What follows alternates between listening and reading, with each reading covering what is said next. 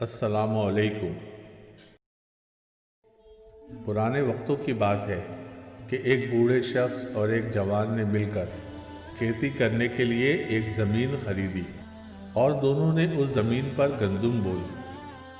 کچھ دنوں میں فصل تیار ہو گئی، کٹائی ہو چکی تو دونوں اپنا اپنا حصہ تقسیم کرنے لگے۔ بوڑھا شخص اپنا حصہ لیتا تو چپکے سے جوان کے حصے کی طرف کھسکا دیتا اور دل میں سوچتا کہ یہ جوان ہے، شاید اس کی عمر میں برکت ہو اور اسے زیادہ گندم کی ضرورت ہو۔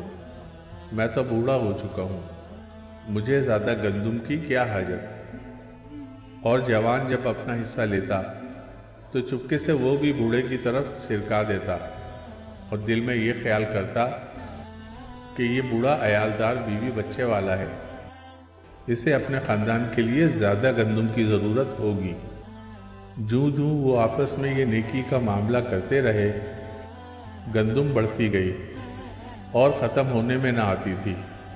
جب یہ دونوں تقسیم کرتے کرتے تھک گئے تو دونوں نے ایک دوسرے کو اپنی نیت بیان کی تو پتہ چلا کہ یہ برکت ہماری نیک نیتی کے باعث ہے۔ یہ بات پھیل کر بادشاہ تک جا پہنچی۔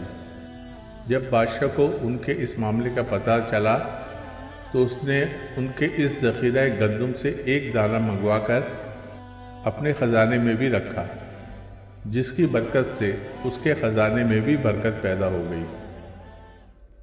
دوستو، اگر آپ کو ویڈیوز پسند آتی ہیں تو پلیز اس کو لائک کریں، شیئر اور سبسکرائب کریں۔ شکریہ۔